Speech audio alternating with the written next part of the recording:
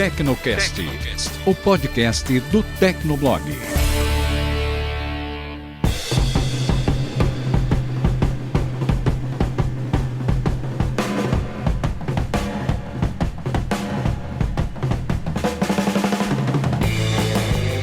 Ouvinte, seja bem-vindo, está começando mais um episódio do Tecnocast. Eu sou o Thiago Mobilon. Eu sou o Paulo Riga. Eu sou o Felipe Ventura. E eu sou o André Fogaça. Todos os anos a gente faz uma retrospectiva aqui no Tecnocast do que aconteceu de melhor e de pior na tecnologia. Esse ano não é diferente, então a gente já vai direto pra pauta que não temos tempo a perder, né, Paulo Riga? Isso aí, vamos falar de legislação, que parece uma coisa chata, mas não é, porque afeta todo mundo. Nesse começo de ano a gente teve aquela aprovação que todo mundo falou do GDPR, que é o conjunto de regras da União Europeia para proteger os dados dos usuários. E no Brasil, finalmente, eu nem acredito que eu tô falando isso em 2018, mas finalmente a gente tem uma lei específica para proteção de dados pessoais. E isso vai muito além de proteção de dados pessoais, envolve, por exemplo, vazamentos de dados de aplicativos que até então no Brasil não eram reportados. Então a gente teve casos de vazamentos de dados de banco, vazamentos de dados de loja online. Já falei em vários Tecnocasts que teve um vazamento de dados de cartão de crédito de um aplicativo de transporte, que eu só fui descobrir meses depois, e depois eu entendi por que o meu banco emitiu um novo cartão de crédito sem eu pedir. E agora as empresas são obrigadas a reportar esse tipo de vazamento de dados, e elas são obrigadas também a proteger todas as informações pessoais. Elas não podem usar de qualquer jeito seu CPF, seu gênero, data de nascimento. Isso não pode ser compartilhado à torto e direito mais. Então isso não é mais terra de ninguém. E qual o maior estímulo para isso acontecer? Mexer no bolso das empresas, né? O GDPR, ele cobra uma multa de 20 milhões de euros ou de até 4% da receita anual, o que for maior. A multa no Brasil ela é ela é ligeiramente mais leve, né? O valor máximo de 50 milhões de reais. Mas ainda assim, é uma coisa muito importante. Você vê várias empresas se agitando para criar cargos específicos para ter uma pessoa cuidando só disso, cuidando só de segurança da informação e correndo para avisar quando esse tipo de coisa acontece, o que antes não acontecia. Inclusive, você foi pro evento da IBM que teve uma simulação de vazamento de dados e parecia uma coisa bem louca lá, né? Exatamente. Lá a gente foi para Cambridge, em Massachusetts, e... Pra onde? Em Cambridge. Massachusetts. Isso. Fala 3 vezes. A gente fez uma simulação nos Estados Unidos, mostrando o que acontece depois de um vazamento, porque essa é uma coisa muito importante. A maioria das empresas fica preocupada em evitar o vazamento. Bem, algumas empresas ficam preocupadas em evitar, mas muitas ficam despreparadas, mesmo empresas grandes ficam despreparadas para o que acontece depois. E essa é uma coisa que não pode mais acontecer por causa do GDPR, de várias legislações ao redor do mundo, que cada uma é diferente. Nos Estados Unidos existem algumas legislações que dependem do estado. Então, essa foi uma simulação muito bacana porque a gente estava totalmente desesperado, porque a gente não fazia ideia do que fazer. Cada pessoa ficava responsável por alguma coisa. Um era do financeiro, o outro era de TI, o outro era de comunicação com a mídia, e a gente tinha que avisar do melhor jeito possível e prevenir. Enfim, foi um negócio muito louco, um negócio muito bacana. E me deixou mais consciente sobre isso, de que as empresas estão começando a se preocupar mais, não só em evitar, né, o que já é um começo, né, mas também em avisar as pessoas quando isso acontece, porque é uma coisa que não acontecia antes e agora é uma coisa que a legislação obriga. Se você não avisar, você é multado. Inclusive o Uber esse ano pagou uma multa de 150 milhões de dólares quase porque ele encobriu um vazamento de dados. Mas assim, multas acontecem quando as empresas descumprem alguma regra. Se teve algum vazamento que infelizmente não deu pra evitar, vai acontecer o vazamento, e esse ano aconteceu muito vazamento. Acho que foi o ano dos vazamentos, assim. Teve uma empresa, inclusive, que foi a rainha dos vazamentos, mas a gente separou um bloco só pra ela. Mas, cara, tipo, semana passada recebi um e-mail do grupo Marriott, com vazamento de dados de 500 milhões de hóspedes lá, de várias bandeiras que eles têm de hotel. E não falaram exatamente o que vazou, mas de alguns clientes eles disseram que vazou o número de cartão de crédito, o número do passaporte. Então foi um negócio tenso, assim. Eu achei, desse da Marriott, eu achei que o pior é que eles falaram, olha, a gente não sabe precisar quantos que vazaram de cartão de crédito e tal, só que assim, precisa de uma chave, são 2 chaves pra fazer a descriptografar, né, tá criptografado os dados do cartão de crédito. Só que eles também não sabem se a chave foi vazada, tipo... Então, eles estão totalmente perdidos, cara. E isso tá rolando desde 2014, né? Exatamente. O acesso aos sistemas, né? O acesso ao sistema tá rolando desde 2014. Aqui no Brasil a gente teve o caso da Fiesp também, que vazou dados de 34 milhões de pessoas. A gente teve o caso da Atlas Quantum, que a gente noticiou. Era de manhã esse caso, né? E eu recebi um e-mail ali, o cara mandou um link dizendo que, vazou os dados e tal. Tem um link aqui inclusive com os dados seus aí. E tipo, tinha mesmo, né? Procurei do Mobilon, que eu sei que tinha conta lá, também tinha lá. E tinha saldos de algumas pessoas também. Tinha o meu saldo também? Tinha o saldo de todo mundo. E tinha o saldo de uma pessoa com centenas de bitcoins, né? Que dá quantos milhões de dólares, né? Alguém falou, nossa, essa pessoa tem que ter sumido do mapa, né? Depois vamos ver o nome dela pra eu mandar os meus pêsames no Twitter. O Bitcoin tá despencando hoje, né? Mas não só hoje. Vende logo esse negócio. Você já não vendeu. Cara, desiste.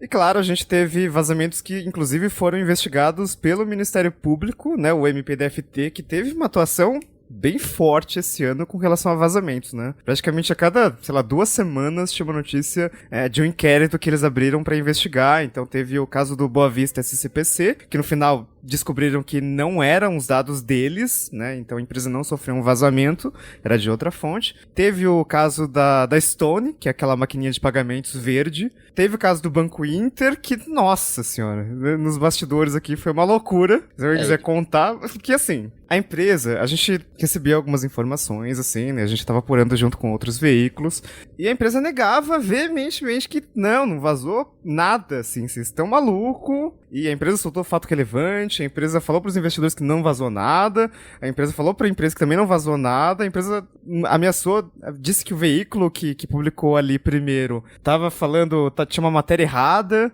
Então, assim, e no final das contas, sim, vazou dados do Banco Inter, não só os dados, vazou chave de criptografia, vazou um monte de coisa. Espero que eles tenham melhorado a segurança. E depois de negar, eles falaram, não, o vazamento foi de baixo impacto. Então, teve que reconhecer porque o Ministério Público falou, teve sim vazamento, 20 mil clientes foram afetados. Mas sobre a atuação do Ministério Público, é o Ministério Público do Distrito Federal e Territórios, eles estão fazendo uma atuação muito bacana nisso, em todo tipo de vazamento de dados que acontece. Eles chegam para investigar, cobram explicações das empresas ou de entidades, e só nesse ano, eles já atuaram, por exemplo, com o Facebook, em 3 inquéritos separados, com Cambridge Analytica, com reconhecimento facial e com o vazamento de dados de setembro. A gente vai voltar nesse assunto já. Com o Google, por causa do vazamento do Google Plus, que aconteceu Google 2 vezes, inclusive. Vazou Deus. uma vez, aí falaram, a gente vai fechar a rede social. Aí deu um mês, vazou de novo, a gente falou, não, agora a gente vai fechar a rede social antes do prazo. Eu vou fechar amanhã. Sabe? Vai ter mais outro, vai fechar no dia. Falar, chega, não, cansei.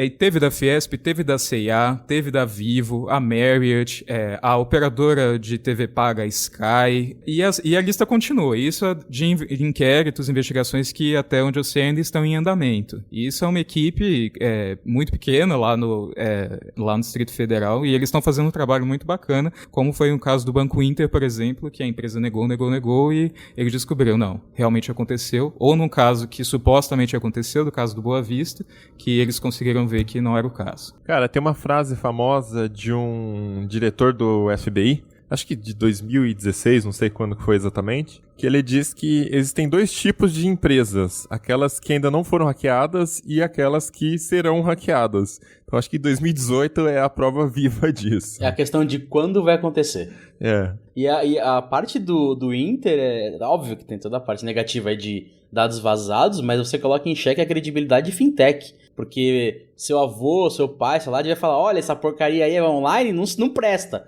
Aí você fala, não, confia. Aí o negócio vaza. Aí o que você faz? Como é que você justifica que vale a pena confiar, sabe? Não sei se vocês ouviram a retrospectiva de 2017, mas a empresa que deu tudo errado, assim, tudo que podia acontecer de pior pra empresa em 2017, essa empresa era Uber, né? Tudo deu errado, escândalos, enfim. Em 2018 eu acho que foi o Facebook. Não sei se vocês Pode ter concordam. sido. Não, pera. Tem uma Pode ter pequena sido. diferença. No sentido, né, de incêndios para apagar, com certeza foi o Facebook. Mas do lado financeiro, pelo menos, o Facebook tem recordes e recordes de lucro, enquanto que o Uber até hoje tá se matando, né? Não fez lucro ainda. É, o É recorde... investidor ainda. O Facebook teve recordes de lucro e faturamento, né? Conseguiu, assim, receitas absurdas por usuário, principalmente nos Estados Unidos, mas não foi suficiente pra manter as ações subindo, né? Deu uma despencada desde o começo do ano. Ah, mas isso é besteira. Preço de ação não significa nada. Ah, não, mas a próprio Facebook, o próprio Zuckerberg avisou que o crescimento da rede social, o crescimento do Facebook está diminuindo, eles já ultrapassaram 2 bilhões de usuários, né? Vai crescer em um ritmo menor, né? Então foi por isso que as ações caíram. Os especialistas, aspas e aspas, de análise de ações estão falando que, por causa disso é melhor vender porque não vai mais subir tanto. Mas isso não significa nada. A empresa está cada ano lucrando mais e melhorando os resultados com a base já existente. Então é muita especulação, né? Se for pegar o histórico da Apple também, a gente vê que isso aconteceu diversas vezes. Mas e a questão do Facebook é justamente essa. Eles ficaram sempre nas notícias, teve vazamento de um lado, teve vazamento do outro, até um ponto de que esses avisos de vazamento chegaram assim numa saturação, sabe? Parece que toda semana tinha alguma coisa, seu dado vazou, o dado de tal pessoa não vazou, só o seu. E as pessoas aparentemente não deixaram de usar tanto o Facebook, né? No começo do ano, o escândalo Cambridge Analytica estourou, em que um aplicativo para teste de personalidade muito antigo pegou os dados dos usuários, vendeu, e o Facebook teve que se explicar. Mark Zuckerberg foi pro Congresso e tudo. E aí chegaram os resultados do primeiro trimestre e deu uma desacelerada no crescimento nos Estados Unidos só, mas no fim, no mundo, as pessoas meio que não ligaram. Continuaram usando muito a rede social e e o Facebook continua atraindo usuários. Talvez por falta de opção, porque você não tem outra rede social, um Orkut, você não tem nada. É Facebook ou não falar com a pessoa.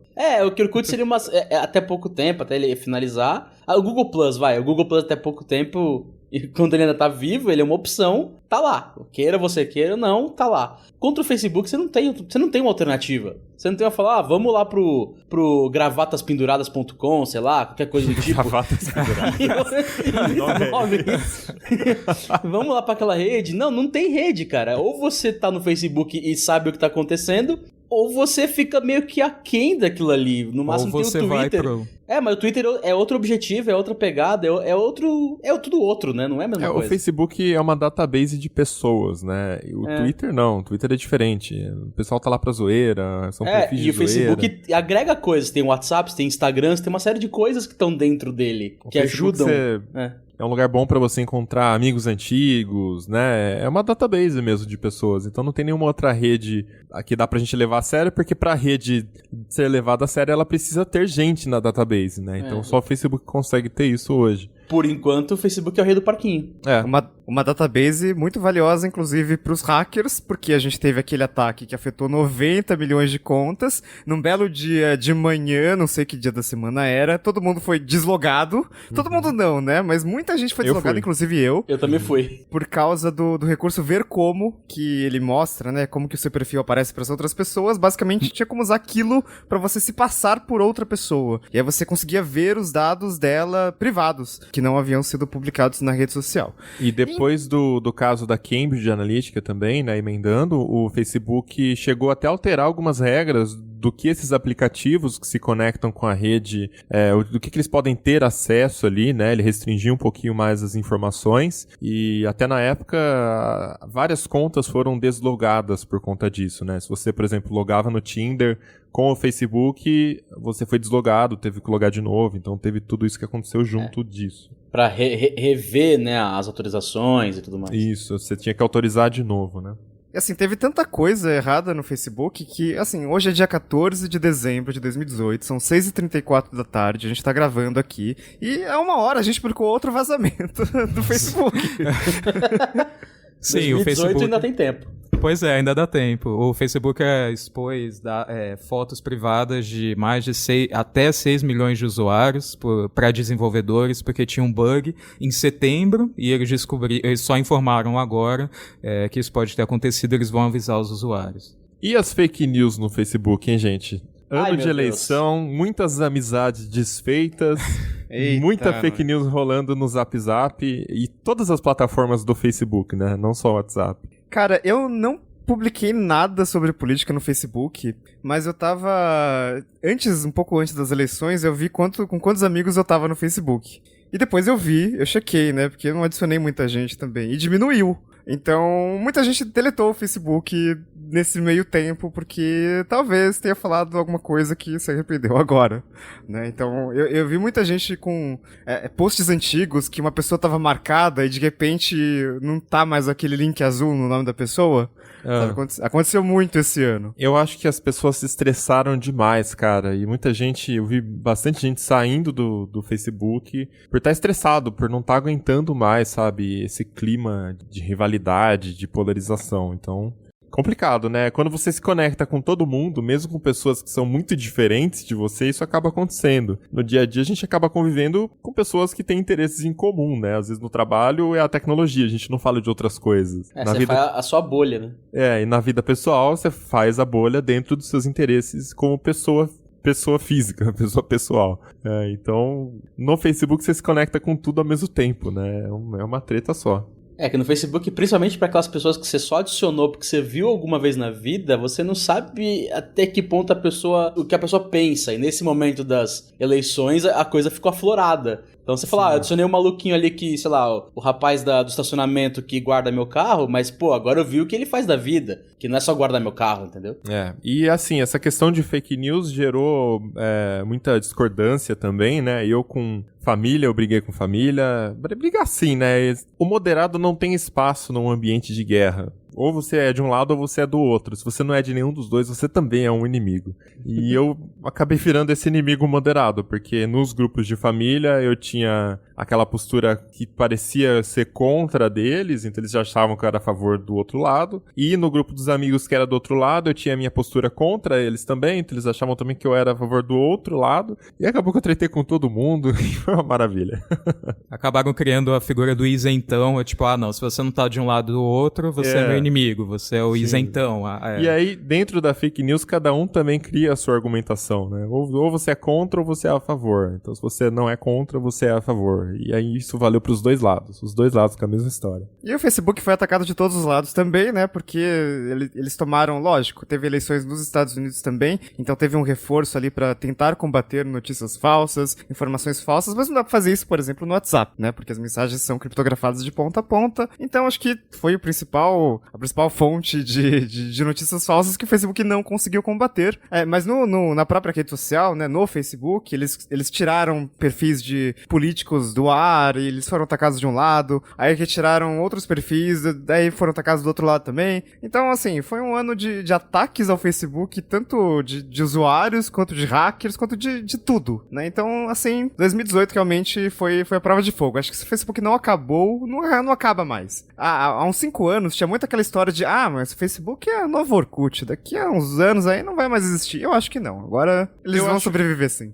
Na verdade eu acho que o Facebook já carrega uma experiência do que aconteceu em 2016 nos Estados Unidos. Eu lembro que na época todos os podcasts que eu ouvia americanos, foram vários episódios diferentes, com entrevistas com especialistas, enfim, sociólogos, sociólogos e tecnólogos, enfim, comentando realmente a posição que o Facebook teve que assumir ali, mediando as discussões, as fake news, as influências externas, né, nas eleições americanas, enfim. Então, quando começou a eleição no Brasil, o Facebook já sabia mais ou menos o que o aguardava aqui, né, as coisas que ele ia ter que fazer para conseguir fazer um meio de campo melhorado ali. E a gente sabe que não deu para ser perfeito e dificilmente vai dar para ser, porque não tem como moderar tudo que tá acontecendo. E no WhatsApp, como o Riga falou, pior ainda, né? A mensagem não é publicada, você não consegue traquear a mensagem, existe uma criptografia, não fica armazenada no servidor. Então, desafio realmente muito grande para os donos do Facebook. Eu só sei que meu pai me mandou várias imagens e vídeos e áudios de um candidato à presidência da República e eu simplesmente não falei nada. Inclusive ele ouve Tecnocast, então... Pai, eu não falei nada porque eu não queria entrar em conflito. Oi, pai do Riga. Oi, pai do Riga. O WhatsApp tentou conter algumas coisas, indicando quando é mensagem encaminhada, diminuindo o número de encaminhamentos que você consegue ao mesmo tempo, mas aconteceu, né? Mas foi. Teve aquele caso da Índia, né, que 5 pessoas foram linchadas até a morte por conta de um boato que estava circulando no WhatsApp. As mensagens falavam ali que essas pessoas eram um grupo de sequestradores de crianças, e aí um homem tentou conversar com uma menina, os moradores viram, suspeitaram que se tratava desse grupo, enfim, aconteceu o linchamento. Até maio, eu lembro que foram 27 pessoas mortas por conta de boatos espalhados no WhatsApp. E aí entra um pouco até essa questão, né, essa brincadeira que o Riga falou dos vídeos que a gente recebe, né, que a gente tem que mediar a família também. O Washington Post pontuou na época que o principal motivo que eles acham, que eles identificaram aí por essas mortes na Índia, é justamente a inexperiência dos usuários, porque eles não estão acostumados a ter uma malícia, né? A mensagem chega para sua tia, para sua avó, acho que todo mundo já teve essa experiência, né? De chegar uma mensagem que, se você não tem malícia, você acha que é real, mas quem já tem uma certa malícia, você saca na hora que, cara, isso é muito falso, isso não é real, né? Pois é, para muita gente, muitas pessoas estão tendo primeiro contato com a internet, são pessoas que são novas na internet, então aquela regra de que não acredite em tudo que você lê na internet, muita gente não sabe. Então, e se você recebe uma informação de uma pessoa que é próxima sua, né, você vai acreditar, você vai falar, ela não me passou uma mentira, sabe? Ela não mentiu pra mim. Esse Sim. é o problema. É uma pessoa que você já confia de tanto tempo, né? Então, e até teve um recurso que o WhatsApp lançou que hoje parece tão comum, né, mas não existia antigamente, que é o de mostrar quando uma mensagem foi encaminhada. Isso não existia até o começo do ano.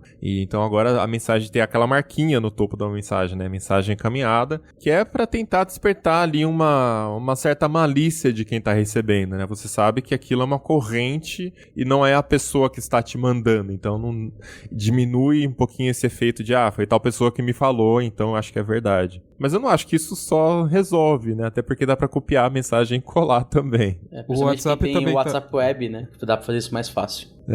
O WhatsApp também está com algumas campanhas educativas, mais na Índia. No Brasil eles também fizeram um comercial, e lá na Índia eles têm o slogan WhatsApp: compartilhe alegria, não rumores. E aí eles ensinam no vídeo para ligar para a pessoa que mandou o boato, para falar, olha, isso não é verdade, e para a pessoa, sei lá, apagar e não fazer mais isso, tal. Que aqui no Brasil a coisa é um pouquinho mais leve, porque na Índia teve linchamento e morte de várias pessoas, e no Brasil é basicamente o meu candidato é melhor que o seu, e o seu é um lixo, o meu é bom.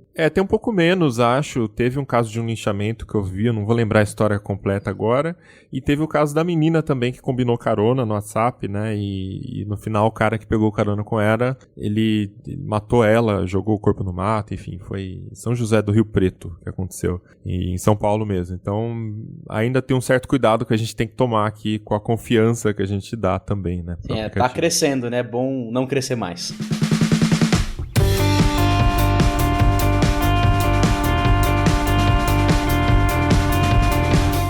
Mas vamos falar de notícia boa, vai. 2018 foi um ano com boas novidades para telecom. A primeira delas sendo a expansão do 4G na frequência de 700 MHz, que é aquela frequência onde que o sinal consegue penetrar mais, né? Então, ambientes... Você está num prédio muito fechado, a frequência de 700 MHz, você consegue ter um sinal melhor dentro do prédio. E para ambientes abertos, você consegue utilizar menos antenas para cobrir uma área maior. Então as operadoras já estão começando a usar essa frequência agora. Eba, tem uma 4G no metrô agora. Eu queria dizer que eu tô muito feliz em ter 4G em basicamente todos os lugares, né? Porque antes, quando a gente só tinha 2.600 MHz, isso no caso da Claro e da Vivo, né? Que sempre estavam usando mais essa frequência, você entrava em um lugar, aí passava por uma parede, aí passava por outra, e aí já acabou o sinal, né? Aí volta pra 3G. E quando você tá usando 4G, cai pra 3G, é meio depressivo, né? Porque é muito mais lento, notavelmente mais lento. Assim, é um pouco complicado. E agora não. Agora funciona bem em todas as operadoras, tá? E nas operadoras grandes já tem LTE Advanced, LTE Advanced Pro, com 4G ainda mais rápido. Então acho que 2018 foi um bom ano pra telecom. A gente teve ótimos avanços no 4G. Ainda não é para todo mundo, né? Nem todos os aparelhos são compatíveis com essa banda, mas os maiores, os mais recentes já são também. Com Sim. o tempo é uma questão de 1, 2 anos, começa a entrar nos intermediários mais simples, aí começa a aumentar esse... O fato é que, assim, todos os aparelhos vendidos no Brasil, sem exceção, vão suportar as novas frequências. Então, assim, com o tempo, é natural que isso seja renovado, o parque de aparelhos seja renovado e todo mundo tenha acesso às novas frequências. E as operadoras, inclusive, expandiram bastante, né? A gente tava falando de 600 cidades, 700 cidades. Agora, a Vivo e a TIM, elas têm 3.000 cidades com 4G. Então já é uma ótima cobertura aí pra muitos lugares. E pro pessoal que ainda pergunta por que não vale a pena importar o iPhone dos Estados Unidos, os novos iPhones, é justamente por causa dessa banda, que ele não é compatível. O 4G vai funcionar normalmente, mas é na outra frequência. Essa daqui ainda não. Então a cobertura pode ser menor se você tiver com um iPhone americano no Brasil. É um ponto negativo da economia que você fez, né? Inclusive, a Anatel fechou o cerco contra celulares importados, né? Não necessariamente dos Estados Unidos, né? O pessoal que traz na mala, vai nos Estados Unidos de férias e traz o iPhone novo, mas o pessoal que compra em loja chinesa, né? Então, a Anatel soltou um comunicado, assim, super polêmico, dizendo que, primeiro, os Correios vão reter os aparelhos pra Anatel homologar, e aí o cara tem que pagar uma taxa de R$200. E segundo, que é meio contraditório, é que, assim, pessoas físicas não podem importar smartphone pelos Correios. Então, assim, tem proibido. taxa... Fala a palavra proibido. Fala proibido. Contra a regra. É proibido importar celular via correio. É proibido. Mas se você importar, você paga essa taxa aqui de homologação. Então, basicamente, é assim, nesse final de ano, que é justamente quando as pessoas costumam comprar aparelhos, costumam comprar mais aparelhos, né? Porque tem aquela Black Friday chinesa, aquele dia dos namorados, dia dos solteiros, eu acho. 11 de novembro. 11 de novembro. Tem a Black Friday, lógico que tem mais promoções, tem Natal, então é normal que aumente a importação. E a Anatel veio com essa história de que, não pode fazer isso aí não. Então tá meio complicado essa questão. E lógico, esses aparelhos, muitos deles, eles são adaptados às vezes pro padrão mais americano, então ele não funciona com 700 MHz daqui. Então tem várias questões assim que devem ser levadas em conta. Eu acho que 700 MHz é muito importante porque justamente por ser essa frequência mais estável, ela permite, por exemplo, o Volt, que as operadoras lançaram à torta e direito hoje, liberaram para esse ano liberaram para todo mundo, que é aquela chamada que faz pelo 4G, então não cai mais pra 3G sempre que alguém te liga, e com qualidade de áudio muito melhor. E a diferença do Volt pra ligação comum, cara, é sair do radinho de pilha e pro CD. É muito grande. Nossa. Nessa história da Anatel fechando o cerco, né, esse ano, restringindo muita coisa, teve bloqueio dos aparelhos piratas. Essa parte eu até concordo, porque pode realmente representar um risco. As substâncias utilizadas, às vezes, são substâncias cancerígenas. Foram muitas histórias de baterias explodindo. Às vezes é culpa da bateria mal construída, do projeto ruim, do carregador também, né, com componentes ruins. Então, realmente, existe um risco. E, nesse ponto, dá para concordar com a Anatel, sim, de fazer bloqueio de e-mails piratas. E aí, não é uma coisa específica do Brasil, né? Existe uma organização internacional, onde a GSMA, se eu não me engano, a sigla, Isso, né? Isso sim. Onde todas as operadoras e todos os fabricantes de renome estão associados. Então, todos os e-mails oficiais, você pode comprar da Xiaomi, você pode comprar da Huawei lá na China, eles estão lá, não são bloqueados pela Anatel. Então, acho que o único problema é realmente a Anatel querer te proibir de importar um produto que, não passou por homologação, mas não é um aparelho pirata. Ele não representa risco nenhum de estar entrando no Brasil, né? Então, achei um pouco exagerado essa parte aí, não precisava disso. E também teve o 5G, que o Riga participou lá do passeio no Havaí, que por acaso tinha um evento lá dentro também. Foi bem isso mesmo. Tava lá na Havaí, curtindo a praia, de repente, olha o 5G aqui. Você foi pra lá, tava andando, olha, tem um stand aqui, deixa eu ver. Lógico, 5G a gente tá falando há um tempinho aí, né, alguns anos, mas esse ano as operadoras no mundo, Estados Unidos, Japão, Coreia, começaram a implantar as redes 5G de verdade. E nesse ponto, eu queria falar o seguinte, deixar bem claro mais uma vez, 5G não é pro seu celular. De novo, 5G não é pro seu celular.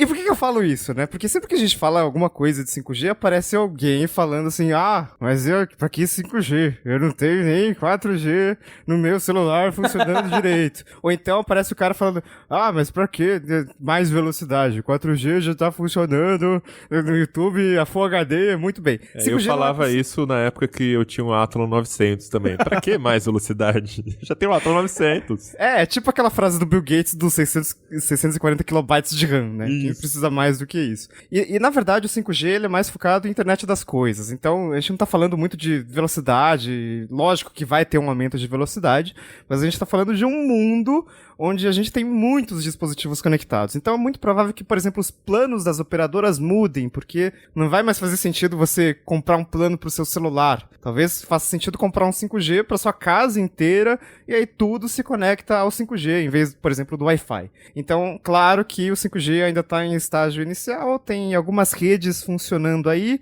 Ontem, eu e Fogaça, a gente estava no bar com o pessoal da Ericsson, eles disseram que já tem vários equipamentos em funcionamento, inclusive no Brasil, que estão preparados para o 5G. Então é só fazer uma atualização lá de firmware e pronto, ativa o 5G. Eita! Basicamente é ligar o botão, porque a estrutura antena é a mesma do 4G, né? São pouquíssimas coisas que mudam. Será que dá conta, infra? Então, esse é o ponto, porque o 5G ele tem várias frequências diferentes, né? Então, claro que a gente vai ter uma frequência mais normal, ali do, 3,5 GHz, que é provavelmente a frequência oficial do 5G aqui no Brasil, mas a gente vai ter frequências altíssimas, que no Brasil deve ser de 26 GHz. E toda vez que a gente fala de frequência no Tecnoblog, a gente fala, quanto maior a frequência, menor a penetração de sinal, então em ambiente fechado não vai funcionar direito. Então, 26 GHz, imagina, né? Se o 2.5 não estava funcionando muito bem, imagina 26. Então você precisa de mais cobertura, mais equipamentos de rede. Talvez e as operadoras... a gente substitua o Wi-Fi que fica no meio da sala por um receptor de sinal das antenas que depois redistribui dentro da casa, sei lá. Exatamente. Como a latência do 5G é muito baixa e a capacidade das redes vai ser alta, em tese você não precisaria, por exemplo, fibrar as casas, né? Colocar Fiber to the Home, instalar fibra ótica. Você instala um receptor de 5G e você tem uma experiência tão boa quanto com custo menor. Então, outra possibilidade do 5G. Mas a gente vai ter que esperar um pouquinho para experimentar isso, né? Os Estados Unidos, algumas operadoras estão correndo para implementar o 5G, em outros países também. No Brasil, as 4 principais operadoras, Claro, Vivo, TIM e Oi, já avisaram. Vai demorar. Não vai chegar tão cedo. Não vai chegar em 2019, nem em 2020, nem em 2021, provavelmente. Vai ser depois. E as 4 operadoras falaram que não vão fazer uma corrida tecnológica pelo 5G no Brasil. E elas avisaram, a gente vai começar a investir, vai começar a oferecer plano quando for economicamente viável, quando encontrar demanda, etc. Não só para dizer que no Brasil tem 5G também, ou que foi a primeira a instalar o 5G. A declaração da Claro, inclusive, foi a mais engraçada de todas pra mim. Não sei se foi o Félix que falou, acho que era o presidente da Claro. Era o Félix. Então ele falou que, assim, a gente não vai correr pra implantar o 5G. 5G é pra... né, mas a Claro vai ser a primeira. Então não sei o que ele quer, exatamente. A gente não vai, mas vai.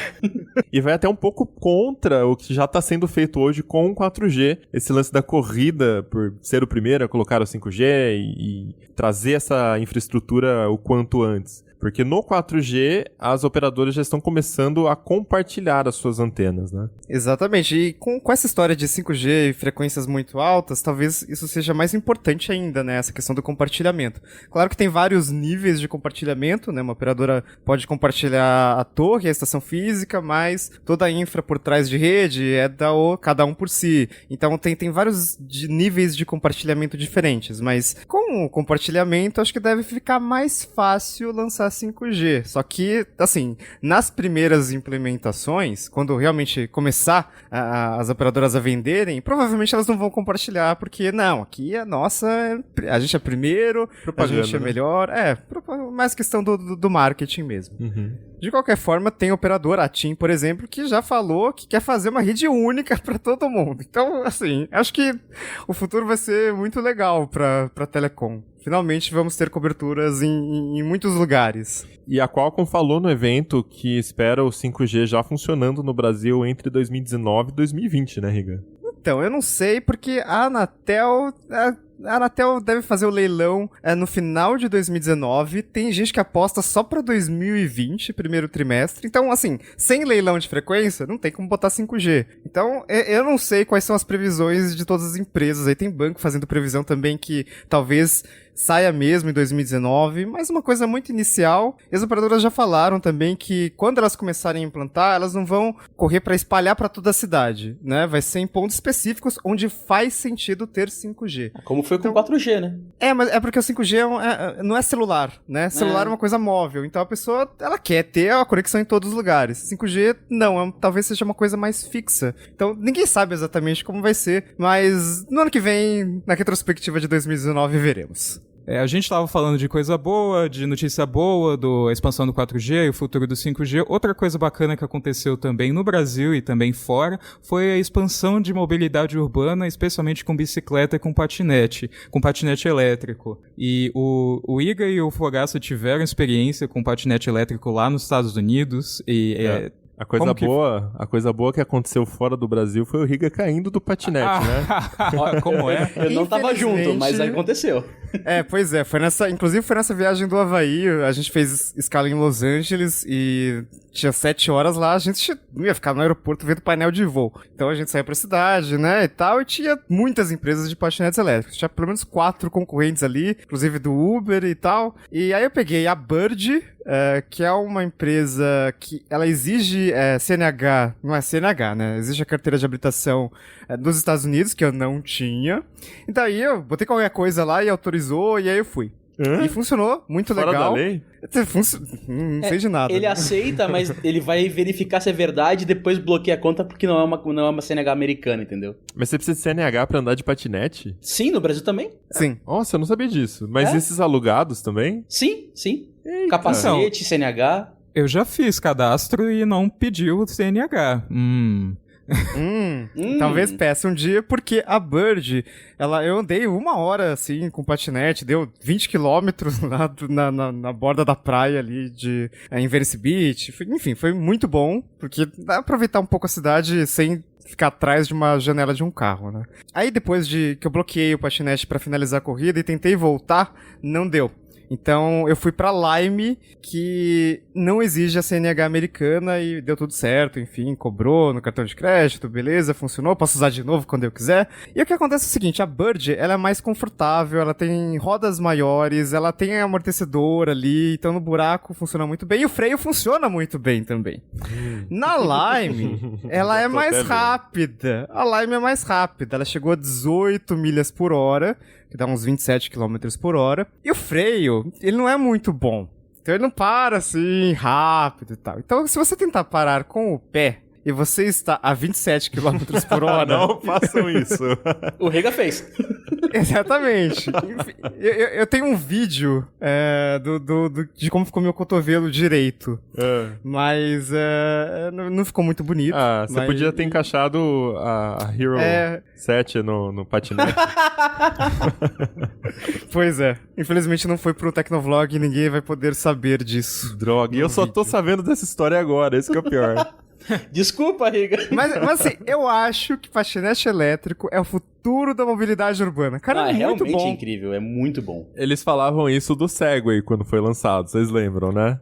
Mas o patinete é algo que você já teve no passado, é algo comum. Eu lembro que quando eu era moleque, eu era louco por ter o Walk Machine, que é o patinete elétrico de hoje, só que com motor a gasolina. Então já é do nosso cotidiano Eu vejo realmente mais potencial no patinete, porque ele é mais compacto, né? E é mais acessível também. Ele é simples de entender, porque o Segway você tem que usar o equilíbrio do corpo, é um negócio meio forte, é complicado, entendeu? Não, a mídia jogou muito contra o Segway, né? A mídia, assim, o marketing que saiu do... O fundador morreu caindo do Segway. Do próprio Segway.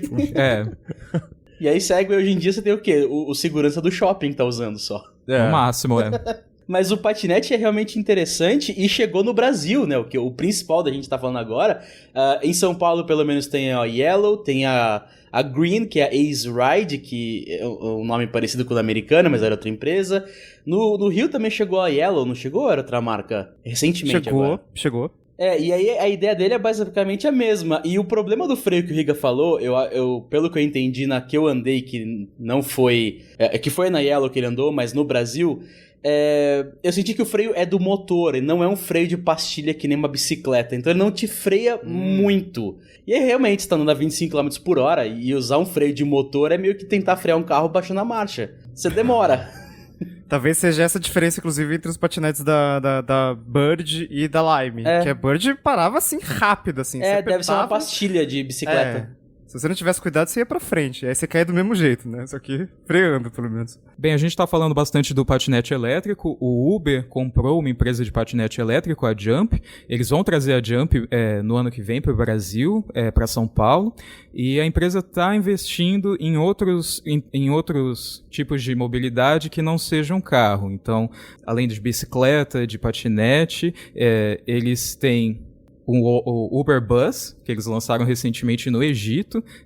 Pela primeira vez eles estão operando micro-ônibus e funciona mais ou menos como o Uber Pool, o Uber Juntos aqui no Brasil. Você pede pelo aplicativo, o ônibus ele vai até você ou perto de você, você anda até ele e aí ele te leva até o seu destino. Mas o Uber Juntos já tá gerando uma puta polêmica com as empresas de ônibus de São Paulo, né? Eles estão falando que tá caindo... A demanda já vem caindo há alguns anos, mas a tendência, segundo a análise deles, é que caia muito mais com esse tipo de iniciativa do Uber Juntos. Exatamente. Tem várias entidades no Brasil de empresas de ônibus querendo banir o Uber Juntos porque falam que é concorrência desleal. Porque diz que concorre com os ônibus, mesmo que seja você pode levar só no máximo 4 pessoas no carro, né? Não é como ônibus.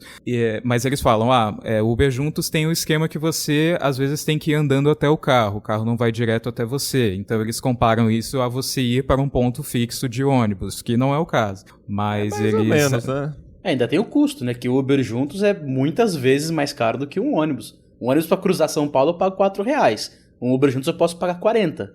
Mas o problema é que muita gente pega o ônibus para trajetos mais longos, mas essas mesmas pessoas pegariam para trajetos curtos antes, tipo ir do início até o final da Paulista. E, na verdade, os trajetos curtos são o que financia os trajetos longos. Exatamente, essa é uma das reclamações das empresas de ônibus, que essa fonte de renda, o número de usuários pagantes está caindo em parte por causa disso.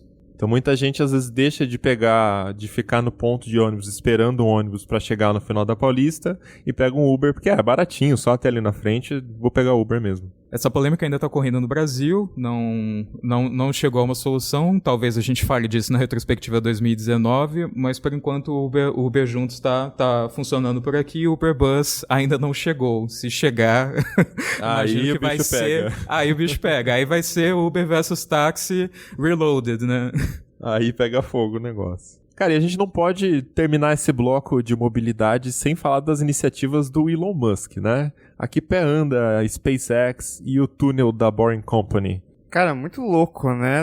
A gente até fez um Tecnocast sobre transportes do futuro e a gente falou da ideia da SpaceX de, na próxima década, né? Eles apresentaram esse ano, de, a gente pode fazer voos, assim, de Nova York até Paris, que hoje leva, sei lá, 10 horas, 11 horas, em meia hora. a gente usa foguete, Que delícia. a gente lança você pro espaço, você volta pra Paris e beleza, chegou em meia hora. Legal, né? A gente faz um buraco na camada de ozônio, mas você chega lá em 15 minutos. Talvez essa ideia seja um pouco fora da realidade, a gente vai ver, sei lá, na próxima década, mas a SpaceX está avançando bastante em viagens espaciais e eles estão conseguindo reaproveitar bastante os foguetes que eles lançam, conseguem entregar a carga e voltar para a Terra. Eles também estão preparando o foguete maior, o antigamente chamado BFR, o Big Fucking Rocket. Eles mudaram o nome para algo um pouco mais palatável, porque, eles têm que fazer contrato com a NASA, né? A NASA escrever, né? Elon Musk, vamos dar tantos milhões pro Elon Musk pelo Big Fuck, pelo grande fodendo robô. Assim, é complicado, né? E o Elon Musk também tem a iniciativa bacana da Boring Company, que é basicamente, sei lá, resumido em poucas palavras, o metrô para carros também, né? Porque você consegue colocar o seu carro em uma plataforma, ele desce por elevador e te leva até algum destino fixo. Lá em Los Angeles, por exemplo, seria do centro até o aeroporto, que é uma rota que tem um trânsito bizarro. E aí seria uma via expressa subterrânea, né? Exatamente. E também teria vagões para pessoas, para ciclistas, né? Não seria uma coisa exclusiva para carros. É uma ideia que está avançando. É engraçado porque ele falou dessa ideia como uma brincadeira, parecia, no final de 2017, né? Ele falou, eu não tô gostando muito do trânsito de Los Angeles, vou perfurar um túnel aqui para levar os carros como se fosse um metrô. Aí todo mundo perguntou, você tá falando sério? Tipo, alguns meses depois ele já tava perfurando, já tava fazendo o túnel e ele tá completo, né? Agora em 2019 vão rolar os testes. Ele tem apoio da público pra isso, né? O prefeito de Los Angeles liberou a ideia. Não, pode furar mesmo, a ideia é boa. Tá certo, tem que ele apoiar. Não tá não, que às vezes pode pensar, não, o cara tá simplesmente metendo uma máquina lá porque ele é bilionário. Não, ele tem um apoio público agora. Sim. Se ele ajudou esse apoio a acontecer ou não, a gente não sabe. Mas ele tá fazendo dentro da legalidade, né? E ele tem credibilidade em projetos malucos e impossíveis, né? Sim, tem os casos do Falcon 9, que o único que deu problema, ele caiu no mar e foi reutilizado mesmo dando problema. Sim. Então ele tem um histórico muito positivo. E o Elon Musk também já falou várias vezes que ele vai priorizar o transporte coletivo, né? Então, os primeiros testes, os primeiros veículos a andarem nessa via da Boring Company serão os veículos no formato de ônibus, que cabe mais gente. O carro vai ser pro futuro, eles vão colocar isso depois. Guardadas as devidas proporções, o projeto inicial da Avenida Paulista é mais ou menos essa ideia, porque você teria duas vias passando por baixo, com o carro passando em alta velocidade, aí não seria bem um trem, mas acelerar o deslocamento, com vias do lado na superfície, andando mais devagar e acessando os lugares, com o metrô passando embaixo, que não tinha na época, levando as pessoas em blocos. Então a gente já teve algo meio assim, não funcionou, porque a parte subterrânea da Paulista só vai até a Consolação, da Consolação pra própria Consolação, né? Então, um quarteirão ali. Mas foi uma ideia que já aconteceu algumas vezes, assim, até no Brasil. Não foi, e agora, pelo menos lá nos Estados Unidos, tá indo. Bem, vale a pena mencionar, mesmo que por alto, que o Elon Musk ele teve um ano conturbado, ele teve que atingir as metas de produção do Tesla 3, então estava dormindo em fábrica, estava dando uma pressão maior assim nos funcionários, e isso acabou levando ele a tomar algumas decisões meio equivocadas, como chamar um cara de pedófilo, um dos mergulhadores que ajudaram no resgate da Tailândia. Ele tweetou que tinha o financiamento garantido para fechar o capital da Tesla, e aí alguns dias depois ele voltou atrás, foi investigado pela SEC, foi processado, depois deu entrevista falando que se dane a Comissão de Valores Mobiliários dos Estados Unidos, eu não respeito. Uma das medidas que a SEC pediu foi ter alguém para controlar os tweets do Elon Musk, mas por enquanto ele tá tweetando livremente e, enfim, ele teve outras questões aí, então Elon Musk, descanse, relaxe, chega em 2019 sem cometer essas bobagens que acabam distraindo. Exato, vai pra praia, que essas bobagens acabam distraindo do trabalho, que o trabalho dele eu acho bastante válido, né? E essas polêmicas só acabam, não sei, distraindo a gente do que realmente importa.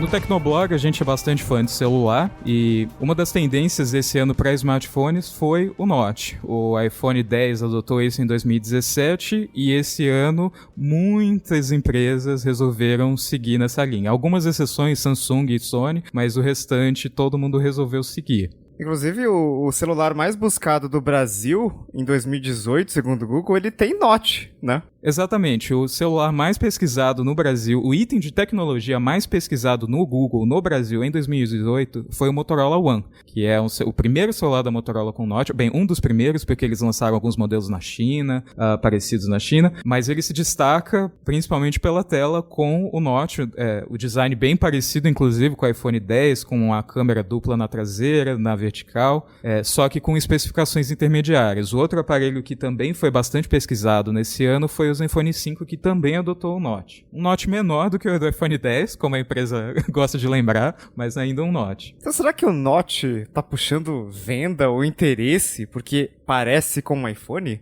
Eu tava pensando que poderia ter um efeito adverso das pessoas não quererem comprar, porque as pessoas iam achar que você comprou um iPhone Xing Ling, sabe? Mas eu acho que as pessoas começaram a entender que, assim, é uma tendência, o iPhone tem, e sei lá, o celular da LG também tem. Nunca vi um G7 na rua, mas ela adotou. O único G7 que eu vi na rua foi porque eu tava usando. Pois então, de fato... complicado. Mas, sei lá, o Zenfone, ele vende bem, e ele também adotou o Note. Eu acho que as pessoas estão de olho no fator novidade, né? Porque é um formato diferente da tela e não é uma coisa que restringiu as vendas. Pelo contrário, deu certo. Por isso que muita empresa vem seguindo isso. Eu acho que, por lembrar, ele vende, sim.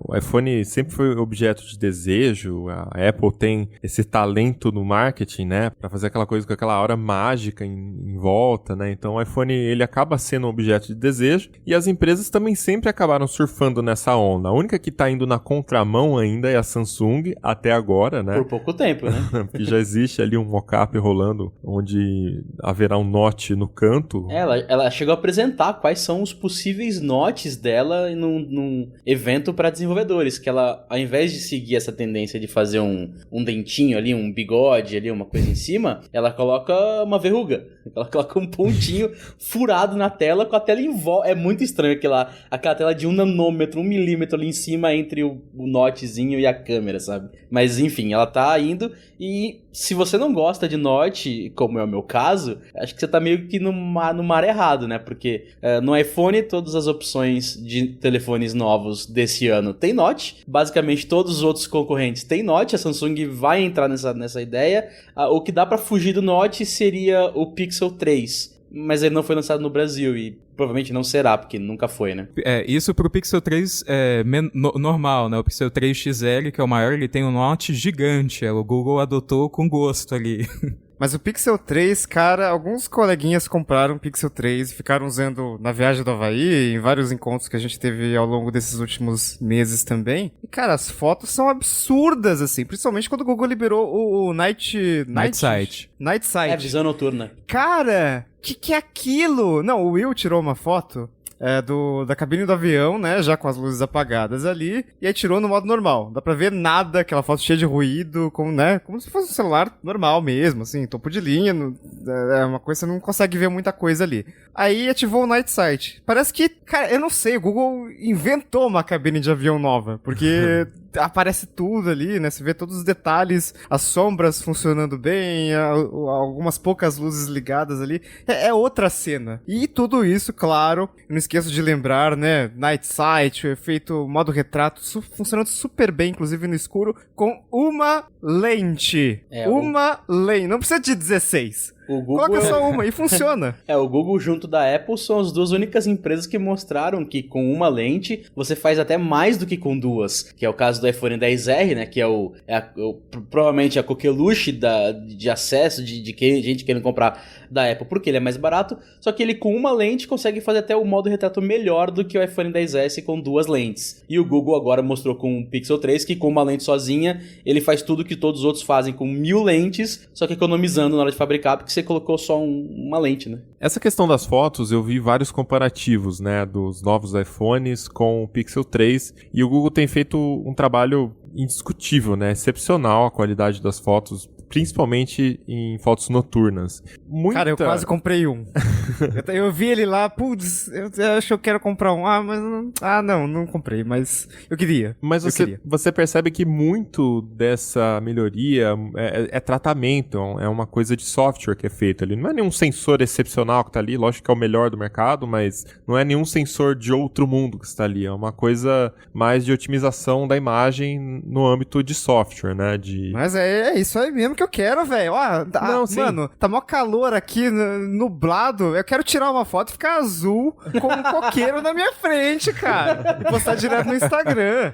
Pô, é pra isso que serve a tecnologia. Eu acho que o meu ponto é o seguinte, há 15 anos eu lembro que eu tava pesquisando algumas câmeras pra comprar, e aí tinha um modelo da Canon e tinha um modelo da Sony. A Sony eu lembro que era série H, da Canon era S alguma coisa X, não sei.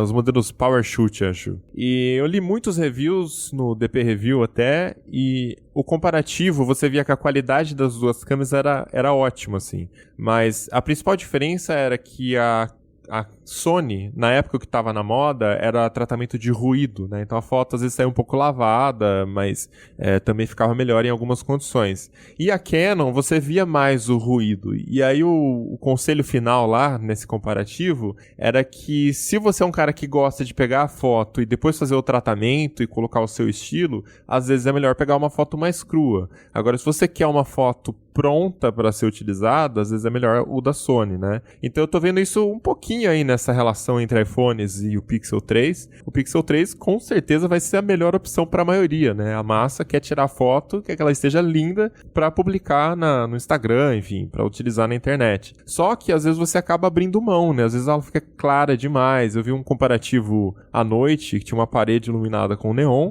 e nos pontos mais claros o Pixel deu uma estourada, enquanto que o iPhone tinha uma foto mais normal, muito bem iluminada, dava para você tratar ali, colocar uns efeitos, e você não perdia informações. Então, eu senti que tá um pouquinho nessa relação aí, os dois aparelhos, pelos comparativos que eu vi, né? O que é super estranho, porque quem sempre teve a fama de é tudo muito simples, works like magic, sempre foi Apple. Sim. E agora quem tá tomando esse lugar, principalmente em câmera, porque você tira uma foto meio bosta, com enquadramento sai perfeito, é o Google, né? Então... Não é assim também, não. Então, papéis invertidos, assim. Meu celular caiu no chão e tirou uma foto. Nossa, que foto espetacular. Nossa, tirou a foto microscópica dessa bactéria aqui, né? Mas assim, então vamos pro iPhone. Teve 3 iPhones esse ano, né? A gente tava meio em dúvida no ano passado, né? Se o iPhone 10 era só uma edição comemorativa, ia ter um iPhone 9 que seria o sucessor do 8, e no final das contas a gente teve o sucessor, sim, do 10, que é o 10S, então, ano S da Apple, e teve o 10S Max, que é basicamente a mesma coisa, só que com uma tela maior, e a gente teve o 10R, que ele é menos caro, né? No Brasil, R$5.200. Ele tem só uma lente atrás, mas pelo que eu vi em todos os reviews, inclusive do Tecnoblog, ele acabou tendo uma avaliação até mais positiva que o 10S, né? Porque o 10S todo mundo já esperava, né? Vai ser o 10, só que melhorzinho. E o 10R, apesar de ser um iPhone, muitas aspas, assim, de baixo custo, um iPhone só caro, não super caro, ele foi muito bem recebido, né? Até por causa, por exemplo, do modo retrato, que às vezes funciona melhor. E Fogaça testou o iPhone 10R, né? O que você achou aí? Olha, pra mim, é o iPhone do ano, não tem o que discutir. Ele custa... Você abre mão de algumas coisas. A tela de menor resolução, tem muita gente... Tô vendo aqui os comentários no review que a gente publicou. Muita gente... 90% dos comentários.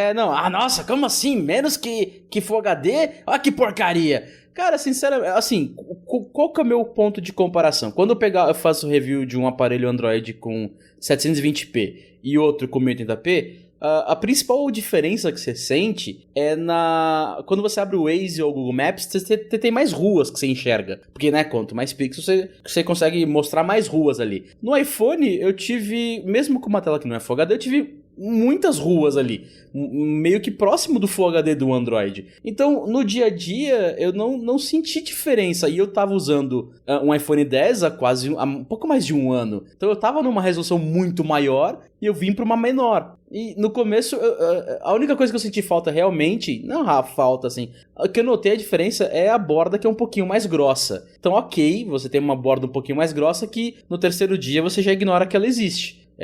Não muda muita coisa. E ele tem o mesmo A12 Bionic com menos resolução.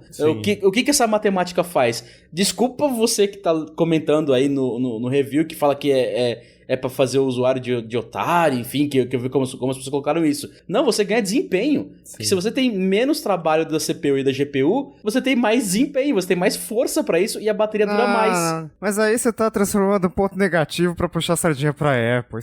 Vendido! Não, existem muitos pontos de vista, né? Eu até falei isso no nosso review em dobro lá sobre o 10S e 10S Max, né? Que eu tô gostando do 10S Max, a pegada atrapalha um pouquinho e tal, mas a minha maior preocupação é como ele vai envelhecer, né? Porque com muitos e muitos pixels a menos, o 10R tem praticamente o mesmo hardware. Então, é bem possível que o 10R, se a Apple não implementar nenhum bloqueio que faça ele ficar lento propositalmente, né, no software, é bem possível que o 10R envelheça melhor do que o 10S Max. E aí, se você for pensar que a diferença de preço é de cerca de $600, né, é quase o dobro do preço entre um e outro, porra, qual que vale mais a pena, né? Então, pra maioria, um 10R já tá bom. Você nem precisa chegar até o 10S Max. É o que eu senti durante o meu uso. Eu não senti eu não senti nada de falta. O 3D Touch foi ótimo, hein? O 3D Touch, que também não tem. Cara, eu lembrei que assim, não tem. E quantas vezes eu usei quando eu tinha 2 pra mostrar pros amigos só? Eu realmente não usei. Eu sei que tem gente que usa o 3D Touch pra ver atalho de alguma coisa, mas no meu caso, no meu uso, e quando você faz o review é baseado no uso da pessoa, eu não senti essa falta, cara. Pouquíssima gente usa. E até pra preview, por exemplo, no Instagram, não tem o 3D Touch, mas ainda tem o recurso, você segura o dedo, ele mostra. Sim, que é exatamente igual ao Android. Você segura por uns 2 segundinhos, ele faz um clique contextual, né, que chama. Sim. Eu acho que assim, tem vários pontos de vista, né? Pra quem gosta de odiar a Apple, você pode falar que os iPhones ficaram pelo menos 50% mais caros. Isso é verdade. Pelo menos 50% mais caro, pelo menos 50% a mais é o ticket médio da Apple com esses novos iPhones. Eles começam de um preço bem mais alto e o preço médio agora é $1.000. Só que se você quer ser otimista também, você pode falar que os iPhones ficaram mais baratos esse ano. E aí muita gente vai ficar puta que eu tô falando isso, mas Nossa, é verdade. Que absurdo! Sabe quanto é o salário mínimo nesse país? Tiago Alexandre Mobilon. Riga, você revelou meu nome do meio, cara. Não chega a R$1.000, cara. Você tem que ficar 5 meses sem gastar um centavo pra comprar o celular. Eu não tô falando que ele é barato, eu tô falando que ele, se você for analisar a linha completa, eles ficaram mais baratos, porque o iPhone de entrada, ele é mais barato do que era o iPhone 8 Plus, que era o iPhone do meio no ano passado. Então o iPhone de entrada ficou mais barato, e ele tem uma tela melhor, maior, ele tem uma bateria melhor, ele tem o hardware do iPhone mais caro, que custa o dobro do preço. E ele é colorido, você pode comprar o azul, o amarelo, o verde não tem. O vermelho, enfim, coral, que é o rosinha meio desbotado. Você tem várias cores. Quanto tempo que eu não via? Juro pra você, a última vez que eu vi cores em smartphone foi na Nokia com os Lumias. E faz muito tempo. Eu acho que você pode comprar qualquer cor, desde que seja o vermelho. Eu também. O vermelho é a melhor cor, é disparado. Além de ter aquela coisa do Project Red, que ajuda no combate à AIDS, enfim. Além de ser legal, tem um lado bom no meio. O vermelho, né? Não a goiaba. Se estoura o limite do cartão de crédito, se sente bem até, né? Tá ajudando um projeto.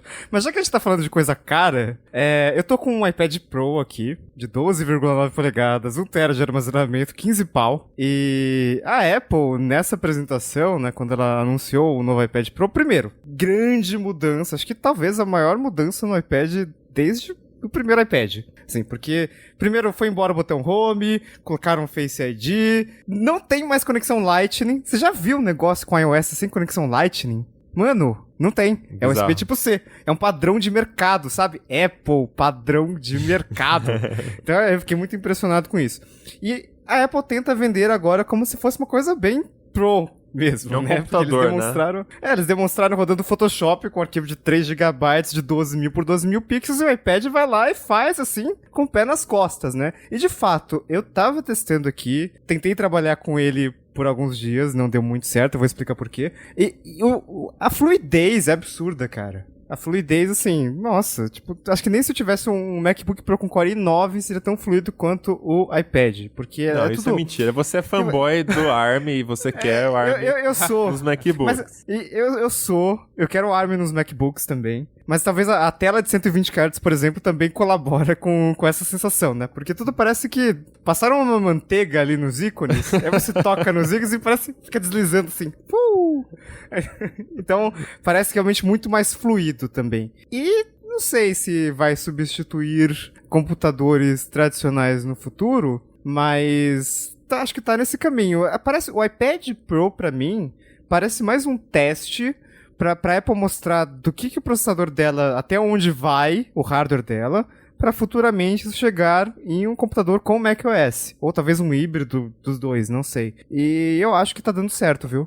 Eles vão verdade. ter que tirar várias limitações do iOS pra Né? isso dar certo. E eu acho que vão, né? Tem uns hardware rumores... de sobra pra isso, né? Pois é. Eu Tá, acho tá, que tá ano que sobrando vem... até. É porque esse ano o foco do iOS 12 foi em tirar bug e tal, o iOS 11 foi muito bugado, mas agora no 13 eu acho que eles vão começar a trazer mais mudanças, e uma delas eu acho que é exatamente nisso, focando no iPad Pro, tornando ele um pouco mais próximo de um computador, mudando o design da tela inicial, porque o iPad Pro tem uma tela enorme, mas você só pode colocar os ícones, né, você não pode fazer mais nada, e assim vai. E tem a questão do gerenciamento de arquivos também, né? Às vezes você recebe um É uma piada, né? PDF, aí eu quero salvar o PDF, tem o aplicativo de arquivos agora, eu quero salvar simplesmente ali, numa pasta no meu iPhone, não dá.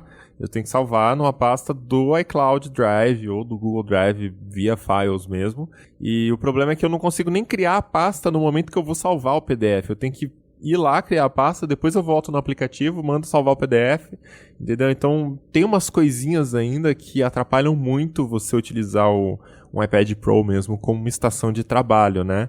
Mas o iOS já vem caminhando nesse sentido há algum tempo, né? Desde que começou a introduzir também você deixar com 2 aplicativos abertos lado a lado, você poder arrastar coisas de um lado para o outro, um arquivo dentro de um editor de texto. No né? iPad Pro dá pra ser até 3 abertos juntos, né? Você põe um lado a lado e um flutuante, um terceiro flutuante.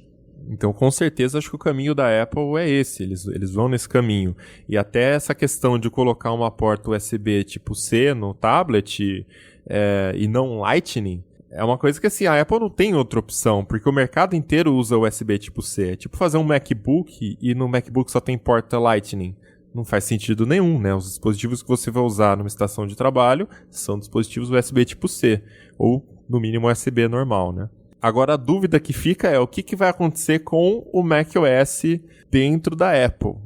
O que eu sinto é que às vezes ele está perdendo um pouco de atenção, né, com esses lançamentos de iOS, com iPad Pro, enfim. Espero que a Apple não mate o macOS para viver só de iOS. Acho que isso é uma resposta de onde vem o maior lucro da empresa, né? Que vem do iOS, vem dos mobile e não do Mac, né? Mas aí a Apple deixaria de ser uma empresa que faz não Macs? dá, né? Só que acho que a atenção tá muito mais pra um lado por isso, porque é onde vem a grana. Será que ela tá querendo mostrar pra gente que, olha, no iOS você também consegue trabalhar com Photoshop, então relaxa, você não precisa mais de um MacBook e mata o MacBook? O Riga tá feliz, tá sorrindo, que eu tô vendo. Enfim, tô indo longe. Eu não estaria feliz com a morte de um MacBook, porque a experiência agora não... Primeiro, no iOS você não pode usar um mouse, né? Tipo, por motivos quase óbvios. Então, assim, não funciona, você tem que usar a tela de toque do iPad. Nem mesmo o mouse da Apple. E você pode conectar um monitor externo, mas pra que serve o monitor externo? Pra espelhar o que tá na tela do iPad. Então... em alguns aplicativos, por exemplo, Photoshop, você pode deixar o arquivo em tela cheia, não monitor externo, só o arquivo. E no editor de vídeo, você pode deixar só o vídeo ali, mas é uma coisa muito limitada ainda. Então, a área de trabalho é sempre no iPad, esse é o problema. Fica claro que primeira geração, né? Primeira tentativa. Tá na segunda, né? O iPad Pro, na verdade. Não tá pronto, assim, né? Tipo... Ainda não é aquilo ali... É tipo uma fase de transição. Ele não é tão pró ainda.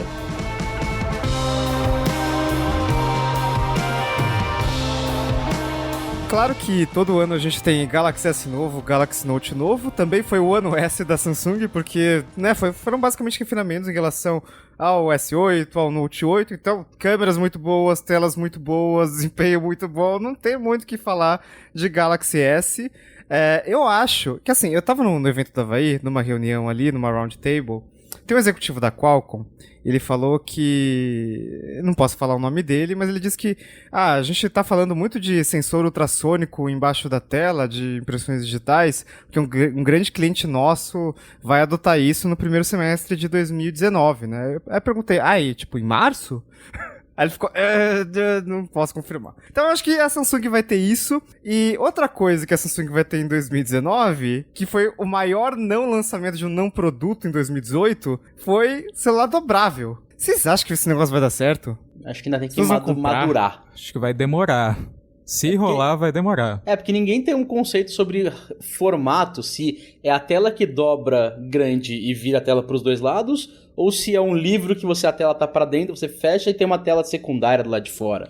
Se for um aparelho de um tamanho similar ao de um iPhone XS, que daí quando você desdobra ele vira um tamanho maior, tipo um XS Max ou um Note 9, né? Ou até maior, né? Porque já que você tá desdobrando é pra ficar bem maior. Ele viraria quase um iPad mini, né? Um iPad mini, Aí eu acho que faz sentido. Agora, se for um aparelho que já é grande, você desdobra, fica enorme, aí acho que não. Pra mim, né? Não sei, pra massa. Eu também apostaria nessa questão de um aparelho menor, que vira um pouquinho maior. E eu acho que essa ideia de deixar a tela pra fora e dobrar pra fora não faz o menor sentido. Eu acho que quem apostar nesse conceito não vai dar certo, porque a tela exposta, fica no bolso, fica riscando. Você deixa a tela na mesa, aí você arrasta, ela vai riscar a tela também. Então, assim, tela pra fora, não. Acho que o da Samsung talvez funcione, só que ele vai ser muito caro, porque, porra, esse negócio tem uma tela, já é caro, imagina com uma tela normal e uma tela maior dentro, dobrável.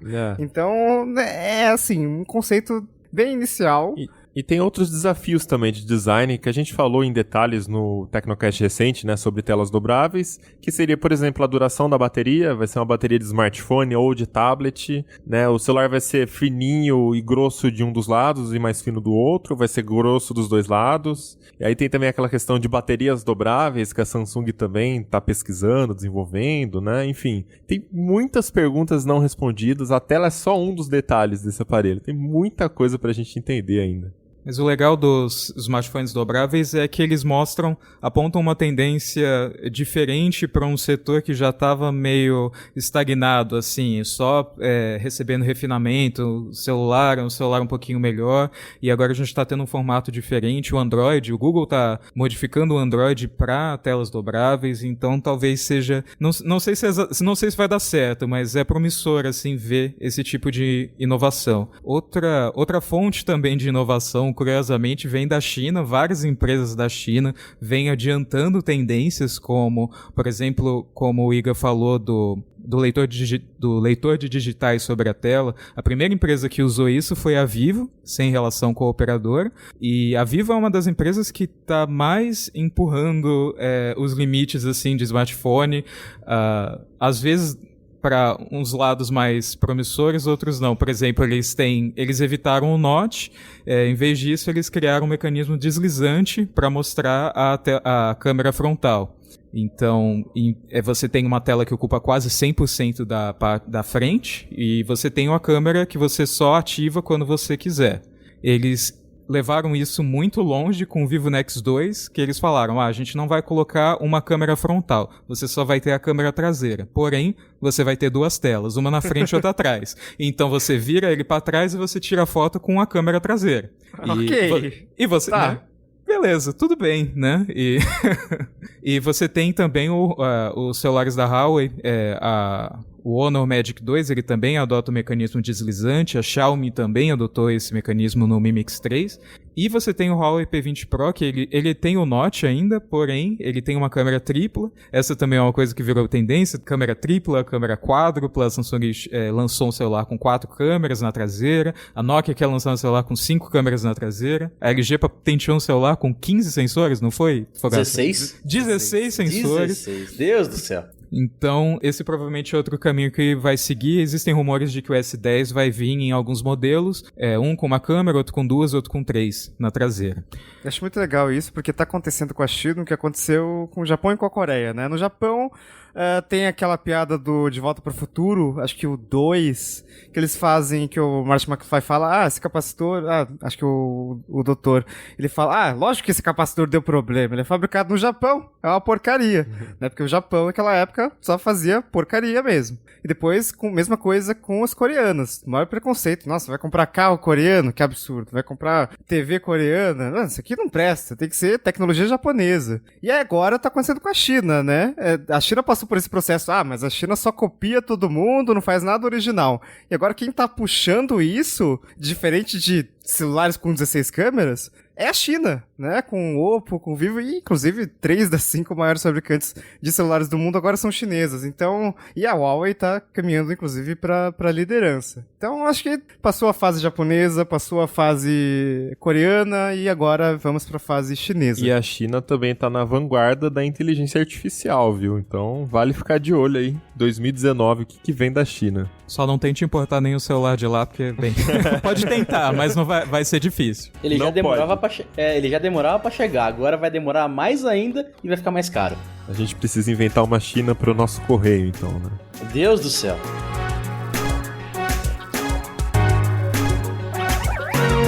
Então é isso, essa retrospectiva do Tecnocast vai ficando por aqui. O que você achou dos lançamentos desse ano, dos acontecimentos? Manda seu e-mail pra gente, tecnocast@tecnoblog.net, que a gente lê o ano que vem, porque o ano tá acabando, esse episódio é o último do ano. Mas não esquece de indicar pro seu amigo que perdeu aí os principais acontecimentos de tecnologia, ou que não conhece ainda a Mídia Podcast, ajuda a divulgar, é sempre legal. Pra continuar essa conversa com a gente nas redes sociais, em todas elas eu sou @mobilon, @Paulo Riga, @Ventura Felipe e @André Luiz Fogaça, Luiz com Z. É isso, a gente fica por aqui, mas voltamos com mais episódio no ano que vem, depois da CS, no começo de janeiro. Até lá! Falou, até 2019. Falou, Feliz Natal! Feliz Ano Novo. Ficou ruim? Não, tá bom. Eu falo de novo. Não. Ô, Barba, cancela, corta tudo. Não, corta ficou legal, tudo, eu achei engraçado.